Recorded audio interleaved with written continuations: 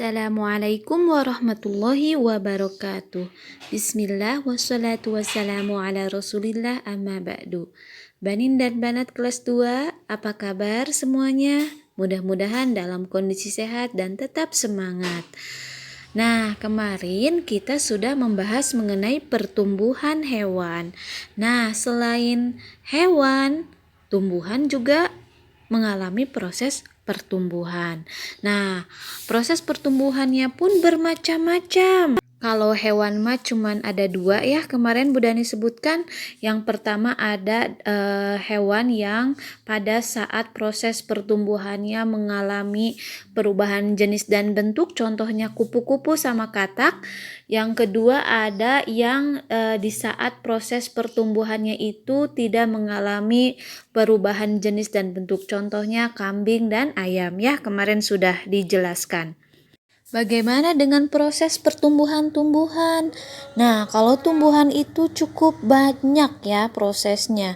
Jadi ada yang awalnya berasal dari biji, proses pertumbuhannya. Ya, contohnya itu adalah kemarin ya, kita sudah mempraktekkan selama hampir 2 minggu. Contohnya adalah kacang kedelai, itu berasal dari biji. Contohnya lagi adalah ada jagung, padi, mangga, pepaya, jeruk, dan lain-lain. Nah, itu prosesnya dari biji yang ditanam. Nah, ini contohnya mangga. Kemudian contohnya lagi ada padi.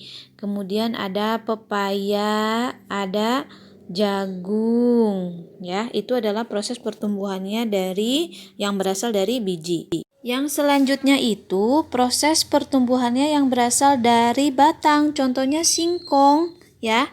Tuh, singkong, di batang singkong ditanam di tanah, kemudian keluarlah tunas-tunasnya, daun-daunnya ya. Kemudian contohnya lain yang dari batang itu ada tebu, ada kangkung, dan lain-lain.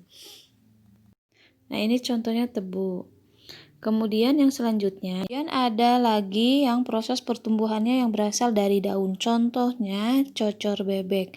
Sampai saat ini Bu Dani belum menemukan contoh lain selain cocor bebek. Mungkin di antara kalian yang tahu, boleh Wapri ngasih tahu ke Bu Dani ya. Kemudian ada proses pertumbuhan tumbuhannya yang berasal dari tunas. Contohnya adalah pisang, kemudian ada bambu, ada kelapa, dan lain-lain. Nah, kemudian yang proses pertumbuhannya berasal dari umbi lapis, yaitu bawang merah, bawang daun, dan bawang putih. Dan yang terakhir adalah proses pertumbuhannya yang berasal dari akar, contohnya jahe, kunyit. Baik, itu yang bisa Bu Dani sampaikan. Mudah-mudahan dapat dipahami dengan baik oleh Ananda kelas 2 semuanya. Apabila ada hal-hal yang ingin ditanyakan, silakan bertanya ke Bu Dani. Bu Dani tutup dengan wassalamualaikum warahmatullahi wabarakatuh.